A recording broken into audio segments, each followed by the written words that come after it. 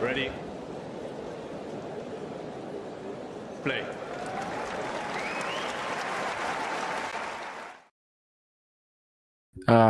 Yo, Jake, glad to see you here. Glad to see you here already. This will actually be just me talking to you today. I am in a hotel room right now. I'm very tired, but I will try to be at my most entertaining. I don't think we'll even get a producer for this one. So, you're just stuck with me. Of course, fire away with any questions you might have. I know there was one on Twitter earlier today that we kind of promised to cover. I don't think actually the guy wanted us to talk about it on the ATP Weekly show. He just kind of threw it in the comments, but well, I might as well. Why not? It is about Joao Fonseca on grass, but I think we're going to touch on it like a bit later. Anyway, of course, there are the most important storylines like the Minaur and Draper picking up the titles today. Today we had the two ATP 250s, of course, in Stuttgart, and then Hertogenbosch wrapping up. So I think these are clearly the most important topics for today. Not Juanma winning another title, although I'm glad he did it because I was like on the verge of falling asleep, This show was already at risk if Juanma and Pedro Boscardin Dias went into the third set. But thankfully for me, they didn't. I might as well also record the challenge show after I finish this. I don't know. It will depend on my levels of energy. Anyway, we've got the two ATP 250s that we have to talk about first and foremost. We already have the title winners of them in the title. Title winners in the title, sorry. But I will maybe just begin with whatever, let's start with Hertogenbosch, which of course was the event today where we had the final between Alex de Minaur and Sebastian Corda. I think actually all four finalists are very serious Wimbledon dark horses. Three of them will be seeded. One of them got there because of this run. One of them will be unseeded, which is also a very important topic. But obviously, we will just begin with, as usual, just the champion of that event, which was Alex de Minaur. Very uneventful run. As we know, he can play on grass. He can definitely play on it much better than on clay. So if he's making Roland Garros quarters, if he's making Monte Carlo quarters, I think it's quite obvious that Alex de Minaur was also going to be a factor on grass. I mean, this year he's just solidified his position among the top so well.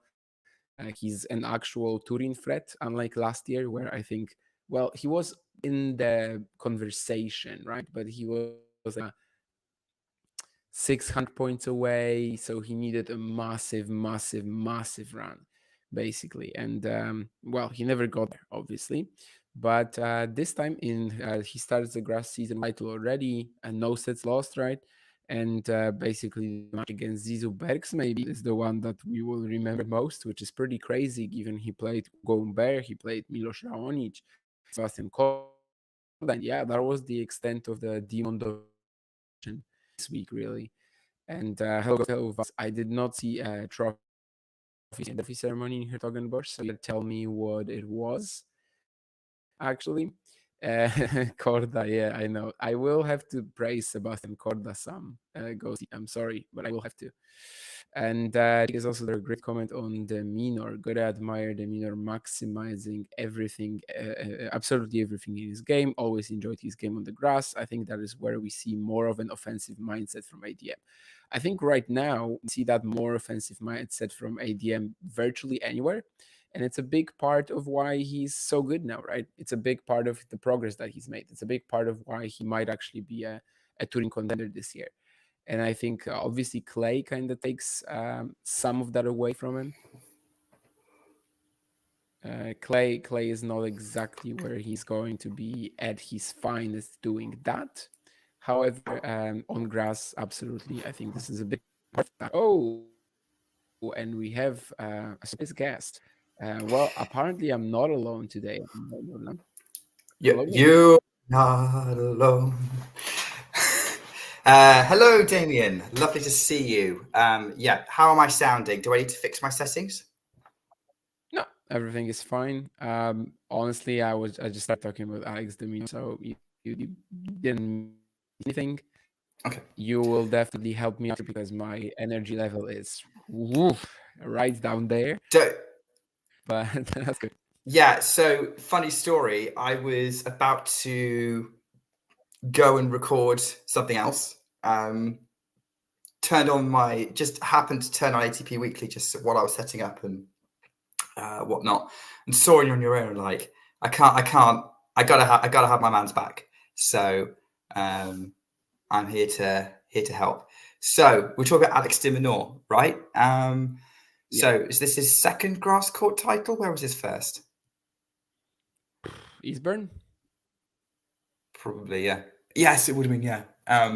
So obviously, I think there's been a bit of a fuss around, I think, two reasons. One, a few reasons for de Minaur. One, obviously, it's his first tournament where he's the top seed. And there were going to be questions about how he dealt with that. Honestly, pretty well. He ended up improving his ranking to now a career high. That's reason number two. And reason number three is, as always, whenever he wins, there's then scrutiny on Katie Boulter as they once again do the couple double as for the second time this year. So, which is probably not particularly relevant to tennis, but it's something that some people find interesting. So I guess for de Minaur, what would you say was kind of the key for him this week in Den Bosch? Not much. I guess just starting pretty okay, He was 3-5 down against Zizou Bergs in the first set. And I don't know, maybe that set goes Zizou's way. Maybe we have a completely different winner. Maybe Zizou goes into the quarters. But yeah, like after that, there was really no story. And I think I even said that it's kind of wild that the match I will probably remember the most from this run is the one against Bergs, even though he played, such grass quarters like Raonic, Humbert, Korda. But yeah, he just didn't really make it a thing, They never really got that close to him to like make his matches very memorable. And yeah, I mean, we were thinking that he's probably a contender for Wimbledon in terms of like getting to the quarters, maybe, with a decent draw, or even not with a decent draw, like with any draw, really, it's possible for him. I think Wimbledon title candidate, what we have in the title of today's ATP Weekly, that might be a little much. Like I don't know if I'm on board with that, unless Alcaraz and Sinner go out early, because then anyone can win, really. But yeah, sure. I mean, Alex de Minaur for the quarters at Wimbledon again, right? Because he already did that once, I think. Why not? Maybe. Or I think he might have just fallen short. He was at the quarters at the US Open, I guess. Yeah, you're right. Yeah, I think he should have made the quarters, but lost to Christian Garin 2 years ago. Of course. Yes, you're right. Which ended up opening the path up for Nick Kyrgios. I guess for de Minaur, I mean, you said that earlier with, if Alcaraz and Sinner somehow crash out early and like Wimbledon becomes topsy-turvy, then yeah, he's got a shout because anyone can win because of the other top players in the mix. Zverev isn't great on grass. Medvedev's grass effectively is reduced. Rublev seems lost at the minute. Rude on grass is nothing. So I guess with that sense, that makes sense. A situation. I mean, can you see a scenario where de Minaur could at least push, maybe get a set off Alcaraz or Sinner in a match at Wimbledon? Maybe get a set, but it's tough to see him win. It's just, I mean, Jake was talking about this, so much of the progress that de Minaur has made is like being offensive, being from, on the front foot, being just, really minded in a different way than before, not relying on his defense and speed only. And against Sinner and Alcaraz, it just seems like that's not a thing. Like they're too good for him to be able to do that, really. So yeah, I don't know. I don't think so. Also, because he can't play them early, right? Like maybe if he just got them first match of the event, some rust and stuff. But I mean, he's gonna play them like what, in the quarters, in the fourth round? Quarters, I guess. So yeah, I don't know if I see that. Yes, I have seen Nerland's question. The answer is no. The main reason being I am not getting this channel taken off YouTube again. Smart. Moving on, we're not going to explain that for anyone who's listening back on the podcast. I guess with the de Minaur question, we've kind of covered this a little bit. We've kind of moved on from de Minaur a bit here. Korda in the final. It's one of those things, there's runs where I was surprised, but then also not surprised, because Corda on grass, he can peak on it. I wasn't necessarily expecting that from him this week. Yeah, I mean the matches against Skulke and Nardi were still pretty shaky, right? It's just like the quarters semis where he really gets into his groove. I have to mention that story every time we're going to be talking about Sebastian Corda on grass, but let's just remember last year, right? Queen's semis, beautiful tournament from him, loses to Alcaraz, great match, and he says he's one of the Wimbledon favorites. And you know what? We all think that too. We all pick him to the semis in that second quarter, because it was just like kind of free of big favorites. Eventually, I guess Medvedev just made it, and we just thought, well, okay, yeah, he's pretty vulnerable, especially to Corda, right? It's a great matchup. Of course, Sebi doesn't even get to that match with Daniil and loses in the first round to Iji Vesely, who is currently like 6-14 for the year with a challenger title, incredibly. But yeah, it's gonna take like a lot of rebuilding of trust. Trust is something you can easily gain at first, but then once you lose it, it's very tough to rebuild it. And Sebastian Corda has some trust to rebuild. I'm pretty sure he's not gonna be calling himself a Wimbledon favorite this time around, but maybe that's actually better. And to me, just like the Minaur, and I will also spoil it, just like Draper and Berrettini, he absolutely falls into the dark horse category at Wimbledon. I mean, the Minaur at this stage maybe doesn't even, because, I mean, he's just too good to be a dark horse. But the other three, 100%. Yeah, I can see that as well. So we Ghosty, I mean, as like a collective of people who are doing brackets, Corda was a super popular semi-final pick last year. He doesn't like to follow the crowd. He never has. So when we refer to we refer to the crowd, and Ghosty can just point and laugh at the brainless sheep. I guess looking at the tournament, there's a few stories in there, because you're right with Corda. He's not super reliable at the minute, but we'll see like how he bounces back. Maybe he'll prefer being under the radar. I guess the other sort of story from the tournament is Talon Hickspor getting himself into several scrapes throughout the tournament, coming through in a couple of final set tie breaks, before eventually losing to Corda. But Talon seems to have bounced back a little bit from the Zverev loss at Roland Garros, and does not seem to be having a mental collapse in the same way as his compatriot Botic van der Zandschulp. I mean, Botic mental, or is it actually his game? But yeah, that's a topic for another day. But no, Talon is sure. I mean, he just did everything he does in the Netherlands time and time again, right? I mean, Rotterdam, all the wins that he's getting there just kind of shouldn't be winning this year against Musetti, Hurkacz. He still does. And it's the same here. He probably shouldn't have won against Kecmanovic. He fights through, doesn't get the title this time, unlike in 2023, but sure. And that's kind of all I can say, I think. In a way, it was just like a total continuation of what Talon has been doing in every single Dutch event. He has like a ridiculous record in the Netherlands, of course, with the Rotterdam wins. Like half his top 20 wins are from Rotterdam. The title in the Hertogenbosch, Amersfoort, 2 titles in a row as well. So what was there was something there was something about mentality master with mentality monster, sorry, something missing. Yeah, but like grass just suits everything he does so well, right? Like even when Corda was like 10 times worse than he is right now, he still made that Wimbledon 4th round where he almost beats Kachanov in a crazy 5-setter. Like grass really accentuates everything he does and has on the tennis court.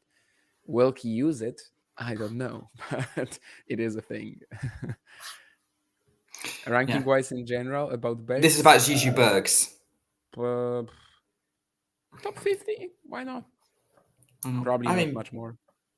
Yeah, he's certainly got a bit of a following. He's got the heart, and he's got the fighting spirit. Obviously, he lost today to Giovanni Impecci Pericard at the Queen's qualifying today. And Ghosty has a question in the live chat asking us about, am I pronouncing his name right? Impecci Pericard? Yeah, pretty much. Okay. Okay, first time for everything. So I guess, yeah. What do we know about him? Like, I know that Petr Pericard's got like a big game, quite spectacular striker of the ball with sort of in that sort of French style that you see sometimes. But I haven't seen a full match of his yet. But he and Berg seem to already getting a rivalry going. Yeah, I mean, how do I do this without talking for 20 minutes? I really don't know. Yeah, obviously a cannon serve, absolutely horrible one-hander.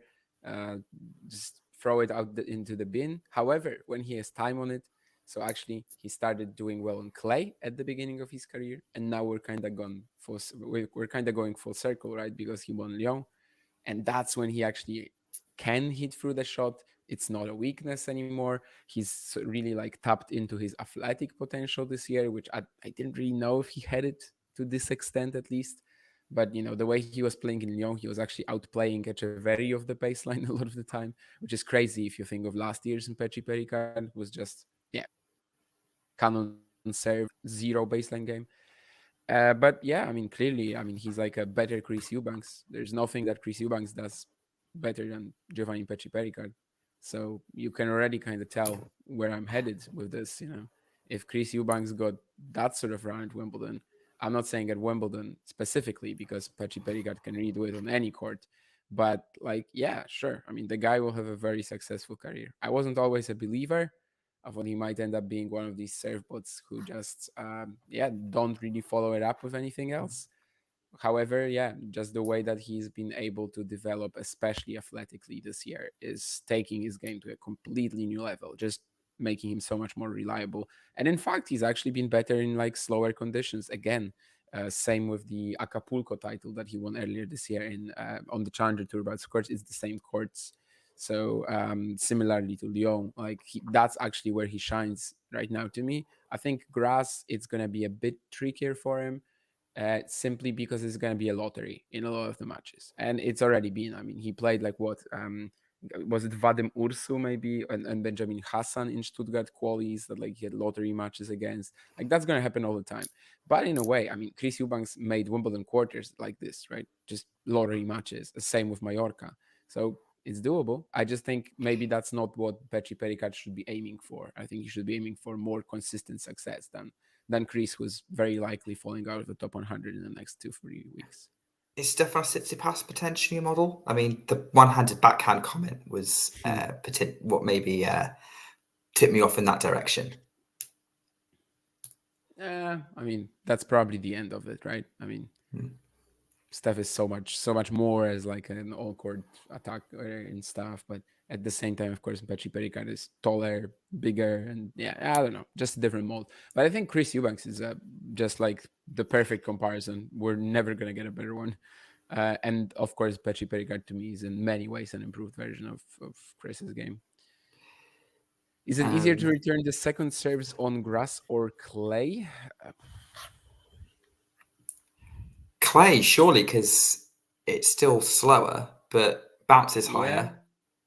You can get a tough kick out of it, but I would still take clay. I mean, sure. I don't know. Okay, yeah, I think that hopefully that was a good answer for you, Nurlan, who again, for those listening back on the podcast, asking us in the live chat for this. I think for the sake of your energy levels, we should go to Stuttgart. You have spoiled it already. Jack Draper wins his first ATP title on grass. Not a surprise that maybe he won his first title on grass.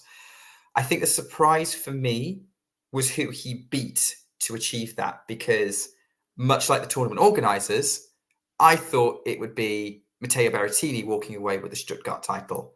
But maybe going into that match, I thought Draper could challenge him. Maybe they'd have a bit of an ace off for a bit, but Berrettini would end up being a bit more reliable and maybe a bit more clutch in the bigger moments. But as it turned out, the complete opposite happened.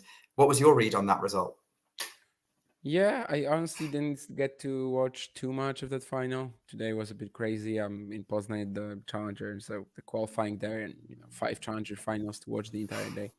But yeah, I guess I was also expecting Berrettini to maybe be a little bit stronger, but Jack over the years, of course, he's done some remarkable work on grass as well. Eastbourne semis 2022, the Djokovic set, right? That was when a lot of people heard about him for the first time, when he took a set of Novak in the opening round at Wimbledon. And last year he was just out for the entire grass season, so we didn't really get to see how he progressed in 2023 on grass. And well, it turns out that he actually has made significant amount of progress. Yes. And I have to say, this was much needed as well, right?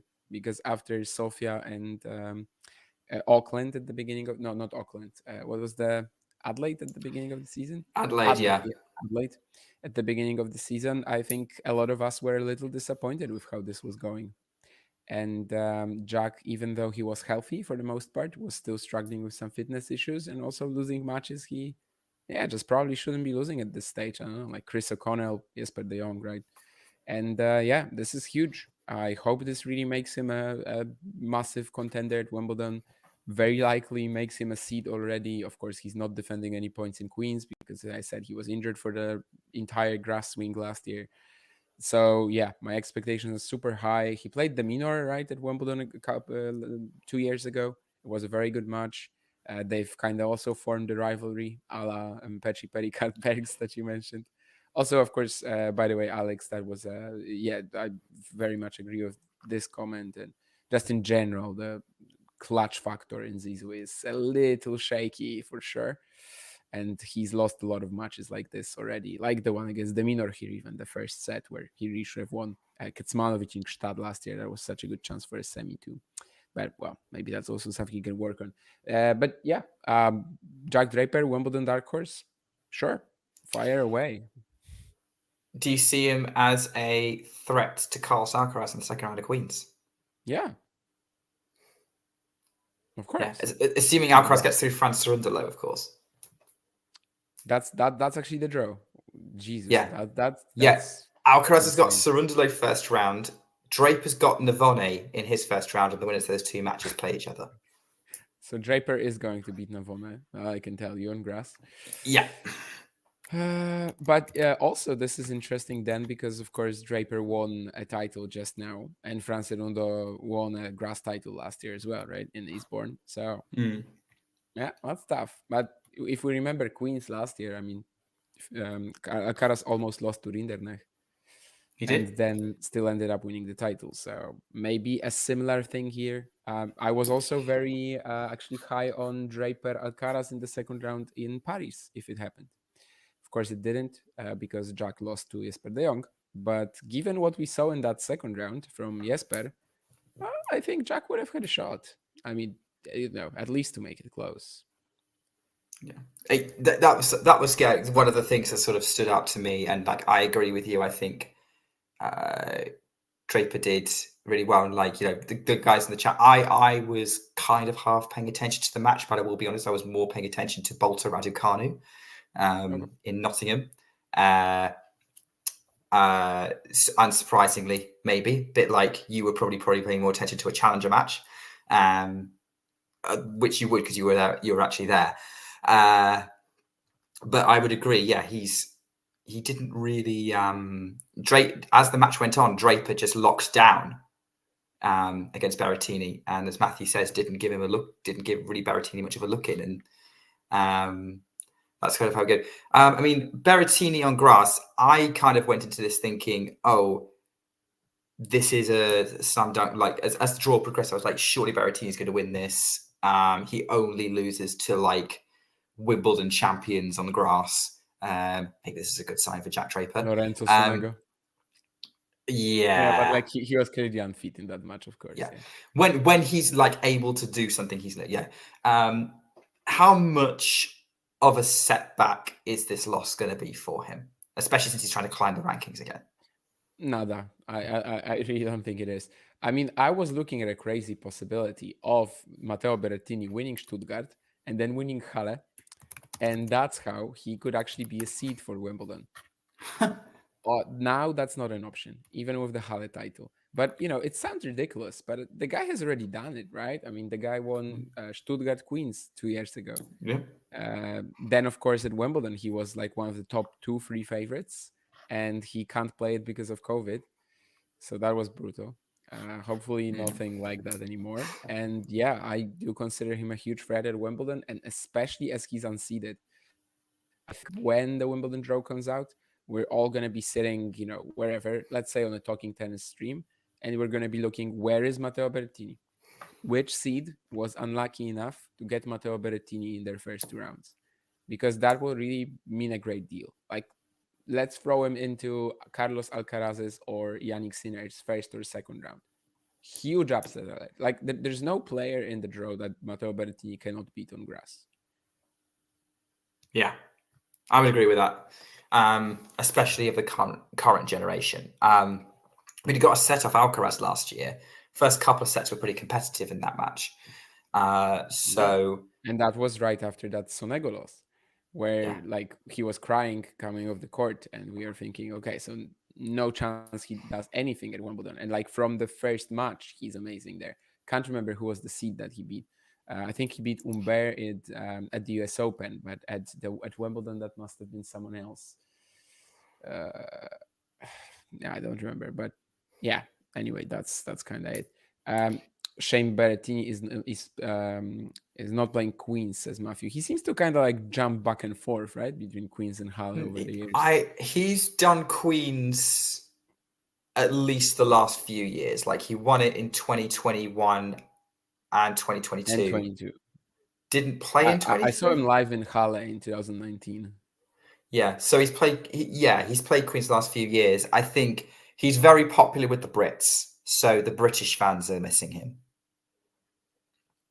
Berrettini cannot beat Sinner on grass? No way in hell. Really? I don't know. I don't understand which player would be out of Berrettini's range, especially remembering that this would be the first or second round, for example. It could be. Is he out of his range? I don't think so. Maybe Djokovic now isn't out of his range, but Djokovic last year or the year before definitely would have been. Also, Matteo, worth mentioning, he got in as a special exempt for Queens, right? For Halle. So I don't know if actually he could have gotten in for Queens there. I think he would have had to maybe be in qualifying, but then he couldn't play qualifying, of course, because there was a special exempt at Queens as well, right? Who was that? Not 100%. Let me have a look. Nakashima. Raonic. No, Nakashima. And Nakashima is ranked higher than Berrettini, so I think that it also probably was not a choice for Matteo because of that. Does Berrettini have the best slice on tour, and does it matter? I feel like slice is dying.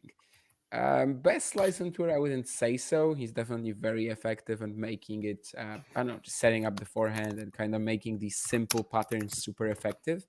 But is it dying? I don't think so. I think we're actually seeing a bit of a revival of the slice. Not on clay, of course, but I don't know, like Grigor Dimitrov over the last year or so. He's become very, very prolific slicer. Carlos Alcaraz doing it in very, sort of like important matches like the one against Sinner in Indian Wells, using it so effectively. I don't know if it's dying, And on grass, we're going to see it a whole lot. Yeah, I think it's definitely going to still be a part of the game. And I think it's something that I could definitely see Alcaraz incorporating into his game quite effectively. And Sinner will probably do it eventually as well. I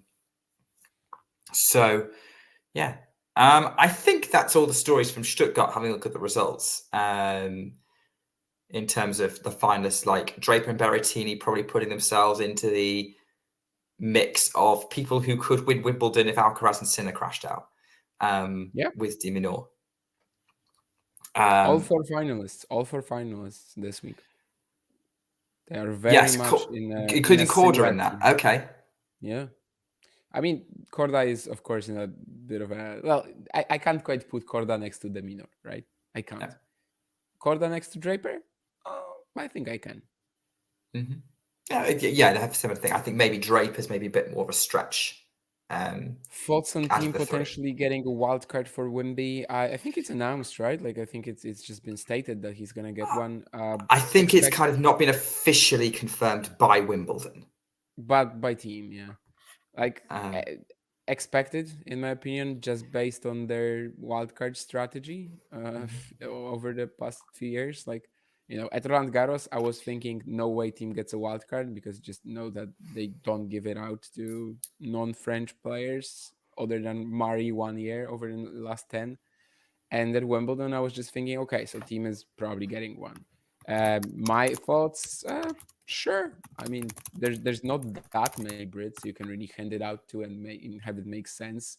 I mean, as long as Searle gets one, as long as Fernley gets one after Nottingham, obviously the Ealey winner is gonna get one. As long as who else is really important? Billy Harris should probably get one, I think. But like otherwise, everything else is probably discussable. So I really don't mind. Here's a question. Yeah, so do you know what, you kind of answered the question I was going to ask, which is, if Wimbledon hired you as a wild card consultant, who would you be telling them to put in for their wild cards? Which I think you've kind of already said a long list of them. You've already said Searle and the guy who won Nottingham today, Ilkley champion, Billy Harris. Anyone else? There's always the option to go with Raonic, who's going to play qualies. I think he was good enough in Hertogenbosch to warrant this. I think Team and Raonic are a chance. Matthew is right also to mention Becci Pericard. Last year they went for Fields. If you want my guess, I think Gio won't get it because he just doesn't have the same hype. I think it's they're not gonna do it just like, okay, so this guy also won Lyon, he's in a similar ranking situation. I don't think so. I don't think they will go for it, but yes, it's a very fine selection. It's pretty much the same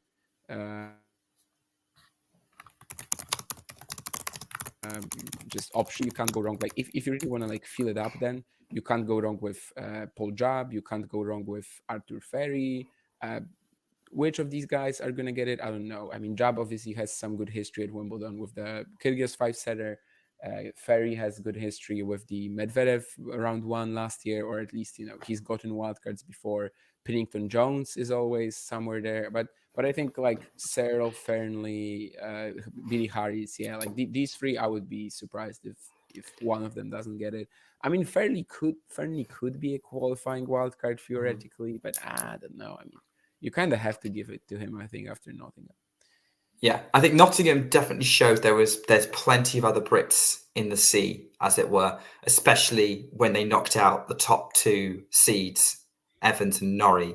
But like Charles Broom, I think he's gonna get a qualies one, but main draw. My question was going to be that obviously we don't want to go too deep in challenges, but you're talking to a Brit, and I'm interested in this. Thoughts on Norrie and Evans losing? Is it a major problem that they lost in the way that they did? Bearing in mind, of course, that the quality of the Challenger Tour is always higher than we assume. I mean, to me, I don't expect anything from Evans anymore. I think he's done. Right now, he's just trying to save any points before Washington. And if he doesn't defend it, he might fall back down to like 170. Is there really like, a way back from there? Maybe to an extent. I mean, this year we're seeing Damir Dzumhur probably return to the top 100. Fognini actually got close, right? Per got close. Fognini even returned to the top 100. So, yeah, but I think the best days of Dan Evans are behind us. So I don't really expect much from him. And Jake is right that this match was finished on indoor hard, which does change it a little bit. But still, of course, if you're Dan Evans, if you're in such a big hall and you enter Surbiton and Nottingham, you expect to win at least one of them. And come playing Nottingham, losing to Pennington Jones, yeah, again, like maybe I just don't expect much from him anymore. I mean, he's had a great peak, very good for his ability, I think. but right now he's like a 30, 40-ish ranked player, right? And that seems right. So again, like Pennington Jones, Fernley, all of these guys, we don't really have the best intel on them in terms of how they've been developing because we don't watch college tennis. I mean, I've watched Pennington Jones before a lot of times when he was on the Pro Tour, but I don't know what he's been doing basically since last, I don't know, August until today, right? So maybe he's just gonna be playing like this all the time now. Fernley, I was very much out on. I mean, he had two challenger matches before this week, so it's possible that this week was the first time I ever watched Jacob Fernley. So, yeah, I mean, we have to kind of look at these losses also from that perspective. I think that all the college guys are severely underranked too. Yes, which they usually are when they're first coming through. We need to get Alex Gruskin, ask him what he thinks about these British college kids. All right, I think we should move on to previewing the tournaments coming up. Two big tournaments, both 500s, Queen's Club in London and Halle. John is going to be in Halle, so he's going to be bringing some great content, as always, from behind the scenes. And by the way, Mario is also going to be in Berlin for the WTA event there. But yeah, we'll be doing that. So I guess maybe since we've already, I'm already on Halle, so let's look at that first. I know we already mentioned the Queen's Draw a little bit, but we can go to that next. But without taking And a as you severe probably left turn. saw already, I don't know the draws whatsoever. So Okay, I am going but to I will. share I my will. screen and I'm going to put the Oh, draw up for you, and even then better. we are going to get Damien's live reaction to the Halle Open draw. Thank you, Wikipedia. Is that clear for you, Damien? Wait a second. Yeah, pretty much. Okay, do I need to zoom in a bit more? I think I need to It's zoom in a bit fine. more. You probably could, but you know. I'll go a little bit more. Okay, Yeah. cool. So round one, Sinner Griekspoor. Horrible draw for both. Jesus. Yeah, that could be quite entertaining. Sinner not quite warmed up on grass. Griekspoor, obviously, it's Sinner. Then Marjan Safiullin, big hitting battle there. Darderi's playing Struff. Squire against Tsitsipas. Medvedev Borges. Offner Zhang. Eubanks Martinez. Purcell against the defending champion Bublik. Hurkacz is then taking on Koboli at the start of the next half. Fonseca is taking on Duckworth. Berrettini is taking on Mickelson. Giron against Rublev. Ojalisim against Kopfer. Fisch against Machac. Kecmanovic against Sonego. And Oscar Otter will have an all-German clash with Alexander Zverev. Yeah. This is maybe our cue to talk about Fonseca, right? Because we were Yes, because we did get a question on Twitter about Fonseca. And how do you assess his prospects on grass? I think they're really good. There's just like a few problems right now, and the same will actually apply for like indoor events, faster hard courts. Like his game on serve is very much a work in progress, and it's just pretty impossible for him to win against massive servers right now on grass. I think just he's just too up and down. He's just too hit or miss. A lot of players who grow up on clay, they have that issue. Of course, I think in the long run he's going to be fine. He was already great on grass last year. He's definitely natural in terms of the movement. Last year, in case you guys don't know, he basically won Roehampton, which is like this one big junior warm up ahead of Wimbledon, and also made the quarterfinals at Wimbledon, losing to Henry Serre. Clearly a natural, someone like Billy Harris, whom he just lost to Brandon Nakashima, who dominated him for 3 sets, but somehow it still went free. These are going to be problem matchups for Fonseca on any quicker court right now, and I probably wouldn't expect him to do enormous damage this grass swing. But I think you only need to watch him on grass for like 5 to 10 minutes to know that. Well, yeah, he's gonna be good in the future on it. And Ghosty's asking about Zhang on grass. Obviously reacting to. He made quarters in Eastbourne last year, right? I think so. Yeah. Okay-ish. Nothing special. Should be the He favourite actually against Offner, qualified though, for right? Wimbledon as Offner's well, more of a clay quarter. a few years back. Offner is more of a clay quarter. I would not agree with that because, yeah, sure, he's got his best results on clay, but I mean, it's a style of big hitting on clay, and on grass it also works fine. He was actually in the Ilkley final last year, and I think he also fared pretty well against Draper this week. 2 tiebreaks. had a break in. I think he had a break lead in one of the sets. Set So 2, yeah. yeah, like I think if you're a clay courter of that style, which actually Zhang, it also applies to Zhang, right? Zhang also doesn't like lower bouncing conditions really. He's horrible indoors. But in general, like if you just throw these guys onto grass, they're still going to be pretty okay because they just have big serves and big weapons. They're not going to be maybe 100% as effective, but they're going to be okay. I'm looking at this draw for Halle, and my thoughts are, and I would love to hear whether you agree with this. If Sinner can get through his first couple of rounds, he's looking pretty good to get to at least the final. Yeah, I kind of even think that the first one is tricky, and after that Struff. But yeah, as a whole, you mentioned Bublik earlier, just like that he's the defending champion. I love his draw. Yeah. Why not? Tsitsipas has that Struff in the second round problem, and of course, in general, he's just not that good on grass. But yeah, if Sinner gets through Griekspoor, I would fancy him to go to the final here. Yeah. Yeah, and I guess it depends on how disruptive Bublik's feeling, maybe. As well, yeah. And then this half, I mean, I'm looking at this, and I can't get it all in one thing. I would say, looking at this half, my favourite to come through this half quite comfortably is Hubert Hurkacz, maybe also Matteo Berrettini. I think that if they have a quarterfinal, that might end up deciding who makes that final from this half. Yeah, boring, but I'd second that. Like, I cannot really say anything else. Like, all the other seeds are looking a little iffy. Zverev, I mean, he's made finals in Halle before, twice or something like that, but obviously it's not where he's at his strongest either. Felix, maybe, I mean, he's also done well in Halle, but that's only because that fourth quarter doesn't seem too strong. And then you have Berrettini, Hurkacz. Rublev was the runner-up last year, but if you throw him against Hurkacz or Berrettini, I don't think he's the favorite on grass. So yeah, I mean, I would just agree. Yeah. So yeah, and then I guess you're looking at if Halle keeps doing what it's doing, which is kind of throwing up the slightly more unexpected champion. If we're thinking like Bublik last year, Humbert, was it Humbert the year before? No, Humbert was 2022, wasn't it? Because that was Humbert was 2021 and 2022 was Hurkacz. Yes, right. Yeah, Hurkacz wasn't a surprise. Maybe not. I think he was the lower ranked player in that final. It was Medvedev he played, wasn't it, in 22? Yeah. Very short match. Yeah. So from that perspective, then maybe the somewhat more unexpected champion would be Matteo Berrettini.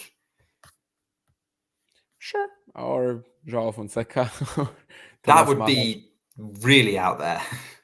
It would be, yeah. And he actually could be then.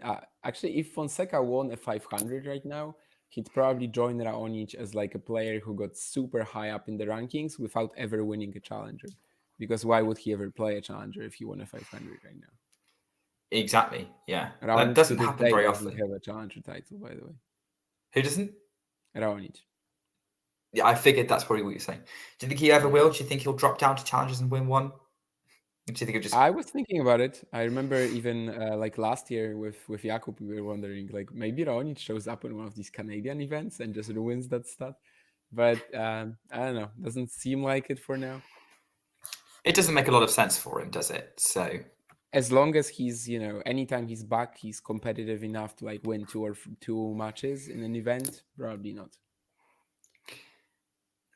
Right. Well, that's the Halle draw. Quick breakdown for you there. Probably. I think summary is handful of favourites that you would expect to be strong on grass. Sinner has a tough opening few rounds, but you're looking at semi-finals maybe being Sinner, Bublik, and either Hurkacz or Berrettini against whoever comes out, maybe Zverev. Zverev or Felix, but probably being the favourite to get to the final. And then, it's basically whether Sinner can live with big serving, the big serves of a Hurkacz or a Berrettini on grass, which he should do. but the Halle is very unpredictable. Right, ready to react to the Queen's Club draw? Sure. I already know a bit from what you said earlier, which was a very surprising bit to me, that you can so, actually get Cerundolo in the first round and then Draper in the second. But yeah, Alcaraz, Cerundolo first round. They've actually hit together at Queen's today, so getting prepared for each other. Then Minaur and Draper. Tabio is going to play Alejandro Davidovich Fokina. Sebastian Baez is going to play Tommy Paul in the opening round. Grigor Dimitrov has Adrian Manarino. That's a grass court clash to watch. Sebastian Korda's got Karen Khachanov. Remember their clash from Wimbledon a few years back?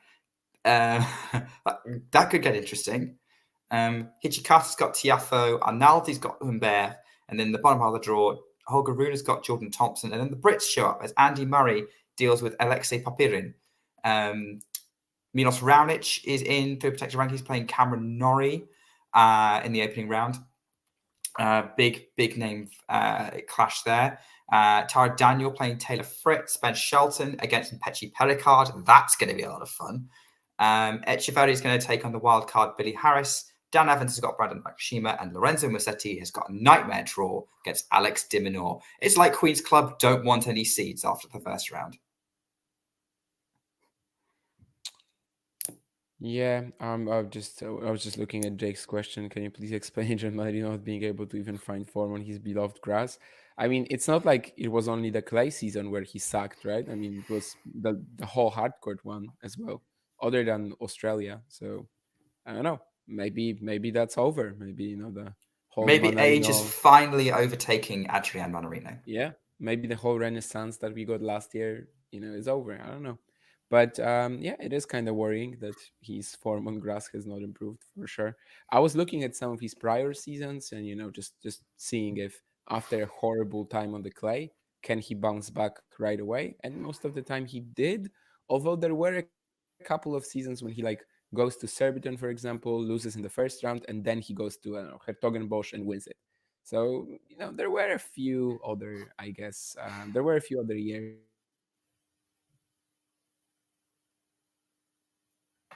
when it also wasn't better than Wimbledon at least. Yeah, and with Billy Harris in here as a wild card, I guess that kind of seals the deal on our discussion earlier. If he's getting a wild card for Queens, he's probably getting one for Wimbledon too. And I don't think Matthew, by the way, that qualifies as the journeyman example you mentioned earlier, because I do think that's actually a player you kind of have to reward and someone who could win a match potentially. Getting Matthew's comment on screen for those who. Oh, it was ages ago. Maybe missed it. Yeah, I found it. It was back from about 10 minutes ago. For those who may be listening back, Matthew's point was saying that wild cards for domestic players should be based on those that have a chance to do something, or exciting young prospects. Journeyman players picking up a check is what he hates. I wouldn't want Choinski, for example. I think Choinski made sense last year, but he is both awful on grass and has he actually improved his position in regards to last year? No, it's probably got weaker even. So if they give it to him, that's actually an example to me of a journeyman wildcard a little bit. But last year it was deserved. Last year he kind of needed to get it. So yeah, it's tricky. But of course, it's just arbitrary. It's just going to be someone sitting just like us, really. Well, not on stream maybe, but someone is just going to be sitting down and thinking, yeah, this guy, sure. I'm looking at this draw and going, there's a scenario here where we lose the top 3 seeds, at least in the opening round. I mean, Alcaraz, sure. Dimitrov, Manarino. I don't know if I trust Manarino right now, but okay, sure. Musetti, de Minaur. Yeah, I know it's gonna be. It's sometimes hard to go deep second week in a row, but do we really think Musetti is the Minaur on grass? I like how Lorenzo has progressed on grass. I mean, he's definitely played some fine matches since last season, really on it. The flat first serve is much more dangerous. And by the way, Alex Raonic is in the Wimbledon qualifying list for now. Will he get a Wimbledon wildcard? We don't know that. I think it is a possibility, especially with a strong showing in yeah, the seeds seem pretty fragile. You still want to say Alcaraz is one of the favorites, but I have zero confidence that he's gonna get through his first 2 rounds. So if he does, he's probably gonna be very dangerous for the rest of the event. That's what I'm gonna say. Yeah, very similar to Sinner and Haller, right? Yeah. Yeah, but if Alcaraz goes out, then this Queen's Club draw is wide open. Top At half least. seems just fully even. Like if Alcaraz goes out, right? Like Yeah, you can't really pick a winner from who's left. It's not Yeah. obvious. So I guess if you want a crazy competitive draw, Queens is the one to keep an eye on. more so than Halle probably, yeah, because I think in Halle the Sinner issues are mostly round one. Alcaraz here, Cerundolo, then Draper. Also remembering how he looked last year in his first match on grass, right? Yeah, and then his quarterfinal would potentially be Tommy Paul, who I'd be favourite to cut out this section. Yeah, and I guess he's had a tough matchup with Tommy as well. Probably even tougher the faster the conditions get. So, Yeah. well, Queens isn't that fast, I suppose, but still slicker, lower bouncing, whatever. I mean, I do find it interesting that, and this is an observation I've seen from like looking through predicting patterns and looking at history. Obviously, Djokovic is a weird case because he doesn't need to play warm-up tournaments. He's just good when hitting the ground running. But generally, people who go deep at Wimbledon have tended to play Queens rather than Halle if they're doing a warm-up. Conditions are much more similar. Yeah. And that's why I tend to pay more attention. But one of the reasons why I tend to pay more attention to it, the other being I'm a Brit, Queens is in Britain, and it's free to watch, whereas I have to pay for Halle. No, I mean, sure. Of course, Halle, it's also a different thing because for years it was so Federer dominated. And, he also did well at Wimbledon. But yeah, otherwise, if he wasn't winning, then the winners got like a little more random because for years it was also like reflected in the fields, right? Like it was Federer and then there was a big gap, whereas Queens had the tougher, even field. Right now, it's probably getting a little bit like just 50-50. You've got Alcaraz here, Sinner here.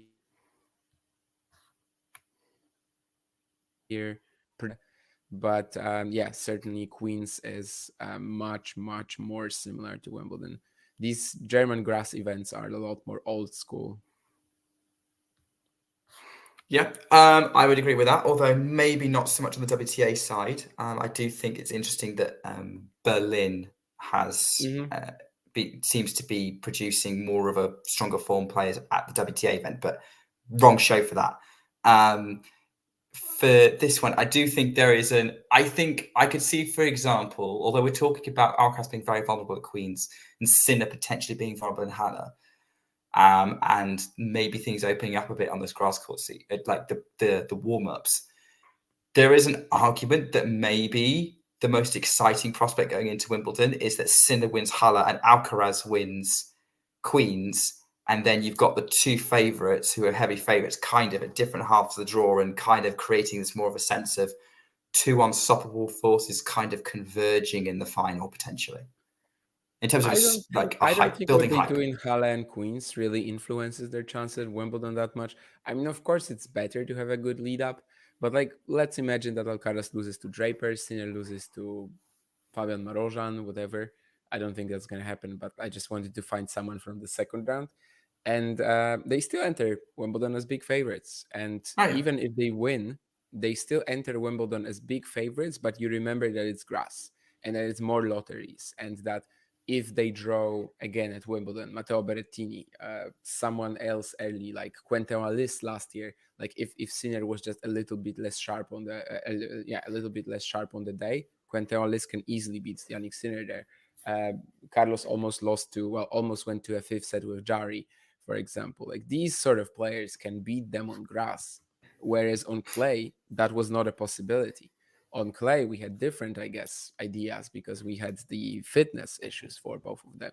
But I think regardless of what happens here, even if they dominate this event, I will still be looking at the Wimbledon draw, and there will be more players who can beat them on grass when they're playing well than on clay, just because you don't get as much time to show that you're a better player. And Yeah, I don't know.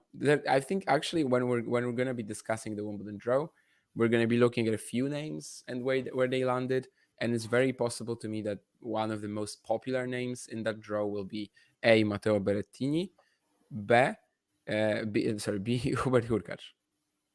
Oh yeah, Hurkacz. Yeah, whose half is he going to be in? Whose quarter is he going to be in? Yeah. Of course, he might as well lose in the first round because it's Hurkacz at slams, but True. Although Jake thinks he could see Hubie winning Halle, and that wouldn't be crazy.